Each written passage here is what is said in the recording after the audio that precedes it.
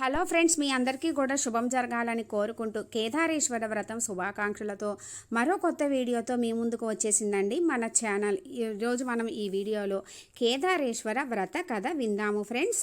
మన హిందువులు ఆచరించే గొప్ప వ్రతాలలో కేదారేశ్వర వ్రతం కూడా ఒకటి. కేదారేశ్వర వ్రతం నోము నోచుకున్న వారికి అష్ట ఐశ్వర్యాలకు, అన్న వస్త్రాలకు, ఇహపర సౌఖ్యాలకు ఎటువంటి లోటు ఉండదని భక్తుల నమ్మకం. ఎవరైతే ఈ కేదారేశ్వర వ్రతాన్ని నియమనిష్టలతో కల్పోక్తంగా చేస్తారో లేదా వింటారో చదువుతారో అట్టి వారికి కష్టాలన్నీ కూడా తొలగి సుఖంగా జీవించి చివరికి శివ సాన్నిధ్యాన్ని పొందుతారు. భార్యాభర్తలు గనక ఈ కథను వింటే వారి మధ్య అన్యోన్యత పెరిగి సఖ్యతగా ఉంటారు. ఈ వ్రతం వల్లనే పార్వతీ అమ్మవారు శివుడిని అర్ధ శరీరాన్ని పొందిందని పురాణాలలో ఉంది. కేదారేశ్వర వ్రత కథ మొదలు పెడదాము ఫ్రెండ్స్. కొన్ని అక్షింతలు తీసుకొని మనము వ్రతం కథ వినేటప్పుడు చేతిలో పెట్టుకోవాలి. కేదారేశ్వర వ్రత కథ. పరమేశ్వరుని అర్ధాంగి పార్వతీదేవి తన పతి శరీరంలో అర్ధభాగం పొందు నిమిత్తము చేసిన వ్రతమగు కేదారేశ్వర వ్రత కథను గురించి చెబుతాను. శ్రద్ధతో వినవలసిందని సూతుడు సౌనకాది మునుగు పరమేశ్వరుడు పార్వతీ సమేతుడై కైలాసమున నిండు సభయందు కూర్చొని ఉండెను. సిద్ధ, సాధ్య, కింపురుష, యక్ష, గంధర్వులు శివుని సేవించుచుండిరి. దేవముని గణములు శివుని స్తుతించుచుండిరి. ఋషులు, మునులు, అగ్ని, వాయువు, వరుణుడు, సూర్యచంద్రులు, తారలు, గ్రహాలు, ప్రమదగణాలు, కుమారస్వామి, వినాయకుడు, వీరభద్రుడు, నందీశ్వరుడు సభయందు ఉపవిష్ణులై ఉన్నారు. నారద తంబూరాదులు శివలీలలను గానం చేస్తూ ఉన్నారు. రసాల, సాల, తమల, వకుల, నారికేల, చందన, పనస, జంబు వృక్షములతోనూ, చెంపక, పున్నాగ, పారిజాతాది పుష్పాదులతోనూ, మణిమయ కుట కాంతులతో చెలువొందు నదీ నద పరములతోనూ చతుర్దశ భువనాలు కూడా పులకిస్తూ ఉన్నాయి. అట్టి ఆనంద కోలాహలములలో బురుంగిరిటి అనబడు శివభక్త శ్రేష్ఠుడు ఆనంద పులకితుడై నాట్యం ఆడసాగెను. అతడు వినోద సంభరితములకు నాట్యగతులతో సభాసదులను ఆ పరమేశ్వరుని మెప్పించుచూ ఉండెను. శివుడు అతనిని అభినందించి అంకతలమున గల పార్వతీ అమ్మవారిని వీడి సింహాసనం నుండి లేచి భృంగిరిటిని తన హస్తముతోటి తట్టి ఆశీర్వదించాడు ఆ పరమేశ్వరుడు. అదే అదనునందు భృంగి మొదలుగా గల మాగదులు శివునికి ప్రదక్షిణం చేసి నమస్కరించారు. ఇదంతా గమనించినటువంటి పార్వతీ అమ్మవారు భర్తను చేరి, నాదా, నన్ను విడిచి మీకు మాత్రమే వీరేలా నమస్కరిస్తున్నారు? ఆటపాటలతో మిమ్ము మెప్పించి మీ నుండి నన్ను వేరుపరిచి ఇట్లేలా చేశారని చెప్పి భర్తను ప్రశ్నించెను. అంత సదాశివుడు సతీమణి అయిన పార్వతిని సందిటకు తీసుకొని, దేవి, పరమార్థ విధులగు యోగులు నీ వలన ప్రయోజనం కలుగజేయబడవని నిన్నిట్లు ఉపేక్షించి నాకు మాత్రమే నమస్కరించారని జవాబిస్తాడు ఆ పరమేశ్వరుడు. సాక్షాత్ పరమేశ్వరుని ఇల్లాలినై ఉండి దండ ప్రణామములకు నోచుకొని అయోగ్యురాలునని కోపగించుకొని ఈశ్వరునితో సమానమగు యోగ్యతను ఆర్జించుకొనుటకై తపస్సు చేయాలని చెప్పి అమ్మవారు నిర్ణయించుకున్నారు.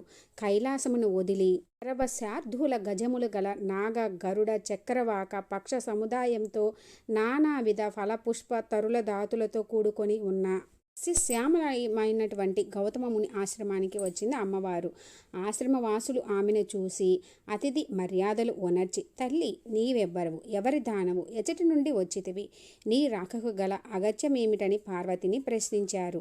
వారి ప్రశ్నలకు పార్వతి మిక్కిలి ఆనందించినదై యజ్ఞయాగాది క్రతువులచే పునీతమైన గౌతమముని ఆశ్రమమును నిష్టా గరిష్ఠులై అలరారు పుణ్యపురుషులారా, పవిత్రాంగనలారా, నేను హిమవంతుని పుత్రికను, సాక్షాత్ పరమేశ్వరుని ఇల్లాలుని, శివుని సతిగా నా నాదునితో సమానమగు యోగ్యతను పొందగోరి తపస్సు చేయాలని సంకల్పించుకున్నాను. ఇంది నిమిత్తమై మీ ఆశ్రమానికి వచ్చిన దానను అన్నది పార్వతి.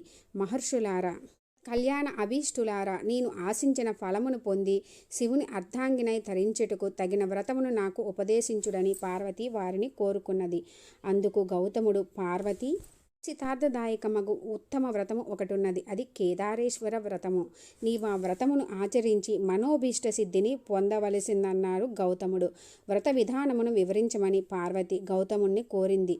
జగజ్జనని ఈ వ్రతాన్ని మాసంలో శుక్లపక్షంలో అష్టమయందు ఆచరించాలి. ఆ రోజున శుచిగా స్నానాదులు ఆచరించి నిర్మలమైన మనస్సుతో మంగళకరములకు ఏకవింశతి దారముతో చేతికి తోరమును ధరించి షోడశోపచార విధులతో పూజను నిర్వహించి ఆ రోజున ఉపవాసం ఉండవలెను. మర్నాడు విప్రులకు భోజనం పెట్టి ఆ తర్వాత ఆహారమును తీసుకొనవలెను. ఇలా వ్రతమును ఆరంభించిన నాటి నుండి అమావాస్య వరకు కూడా పూజాక్రమంతో కేదారేశ్వరుని ఆరాధించవలెను. ధాన్యరాశిని పోసి అందు పూర్ణ కుంభమును ఉంచి 21 పర్యాయములు సూత్రమును చుట్టి పట్టు వస్త్రంతో దానిని కప్పి ఉంచి నవరత్నములు గాని సువర్ణమును గాని ఉంచి పుష్ప అక్షంతలతోటి పూజించాలి. దేవి 21 మంది బ్రాహ్మణులను రప్పించి వారి పాదములను కడిగి కూర్చుండబెట్టి యథావిధిగా ధూప దీప గంధ పుష్పాక్షలతోటి పూజించి భక్ష్య భోజ్య నైవేద్యాదులు కదలీ ఫలాలు పనసలు ఆరగింపజేసి తాంబూల దక్షిణలు ఇచ్చి వారిని తృప్తిపరచవలెను. ఈ తీరున వ్రతమాచరించిన వారిని శివుడు అనుగ్రహించి మనోభీష్ట సిద్ధిని కలుగజేయనని గౌతముడు పార్వతీదేవికి వివరించారు. మహర్షి చెప్పిన విధి విధానములను అనుసరించి పార్వతీ అమ్మవారు కేదారేశ్వర వ్రతాన్ని నిష్టగా భక్తితో చేసింది. పరమేశ్వరుడు సంతుష్టాంతరంగతుడై అంటే సంతుష్టంతో ఆమెను అభిష్టానుసారం తన మేనులో సగభాగము పార్వతికి అనుగ్రహించెను. అంత జగదాంబ ఆ పార్వతీ అమ్మవారు సంతుష్టాంగ తరంగై భర్తతో తన నిజ నివాసమైన కైలాసమునకు వేగెను. కొంతకాలమునకు శివభక్త పరాయణుడగు చిత్రాంగదుడను గంధర్వుడు నందీశ్వరుని వలన కేదారేశ్వర వ్రతమును దాని మహత్తును విన్నవాడై మనుష్యలోకమునకు దానిని గురించి వెల్లడి చేయగోరి దివి నుండి భూకేతించి ఉజ్జయిని నగరంలో ప్రవేశించి ఆ నగరాన్ని పరిపాలిస్తున్నటువంటి రాజు వజ్రదంతునకు కేదార వ్రత విధానాన్ని వివరించాడు. వజ్రదంతు ఈ వ్రతమును ఆచరించి శివానుగ్రహంతో సార్వభౌముడు అయ్యాడు. తర్వాత ఉజ్జయిని నగరంలో గల వైశ్యునకు పుణ్యవతి భాగ్యవతి అను 2 కుమార్తెలు గలరు.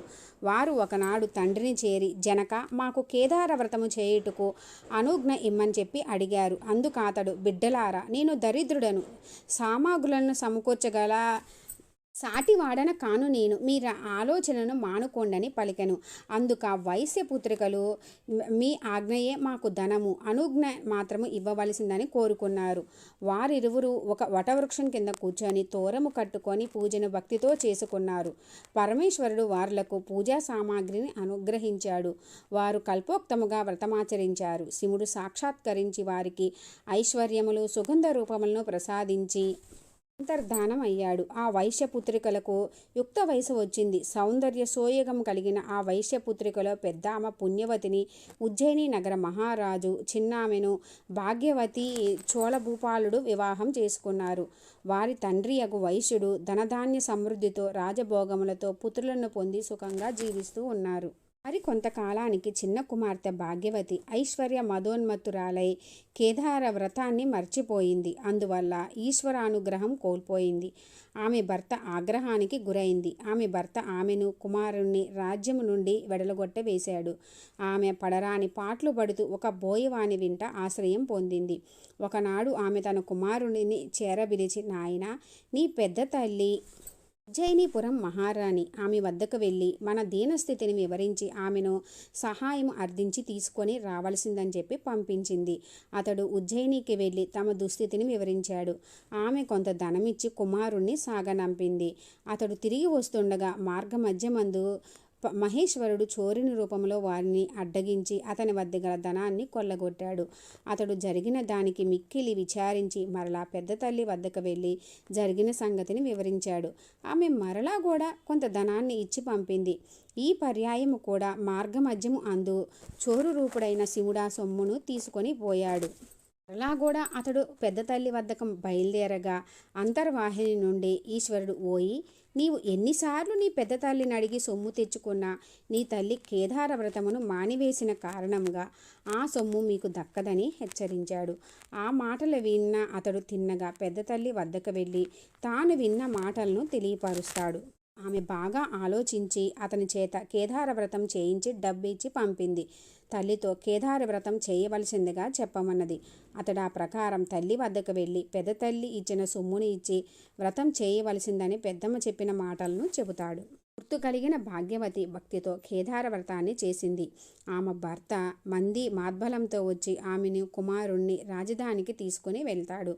భాగ్యవతి ప్రతి సంవత్సరము కూడా కేదార వ్రతం చేస్తూ శివానుగ్రహం పొంది సుఖశాంతులతో సౌభాగ్య సంపదలతో జీవిస్తూ ఉంది. ఎవరు అయితే ఈ కేదారేశ్వర వ్రతమును నియమనిష్టలతో కల్పోక్తముగా చేయుదురో, ఎవరైనా ఈ కథ చదివినా విన్నా అట్టివారు ఎట్టి కష్టములు లేనివారై సుఖముగా జీవించి అంత్యమున శివ సాన్నిధ్యమును పొందుదురు. ఈ కేదారేశ్వర వ్రతము యొక్క మాహత్యాన్ని సూతుడు సౌనకాది మునులకు చెప్పెను. వ్రత కథ విన్న తర్వాత చక్కగా అక్షింతలు స్వామివారి చెంత ఉంచి నమస్కరించుకోవాలి. కేదారేశ్వర వ్రతమును దీపావళి నోముగా దీపావళి అమావాస్య రోజు, కార్తీక మాసంలో చంద్రుడు కృత్తికా నక్షత్రంతో కలిసి ఉన్న రోజు, కార్తీక పౌర్ణమి రోజు, ఇంకా కొందరు కార్తీక మాసంలో సోమవారాలలో కొన్ని ముఖ్యమైన రోజుల్లో కూడా కేదారేశ్వర వ్రతము జరుపుకుంటారు. ఎంతో మహత్యం ఉన్నటువంటి ఈ కేదారేశ్వర వ్రత కథ విని శివ సాన్నిధ్యాన్ని పొందాలని కోరుకుంటున్నాను. Friends, thanks for watching.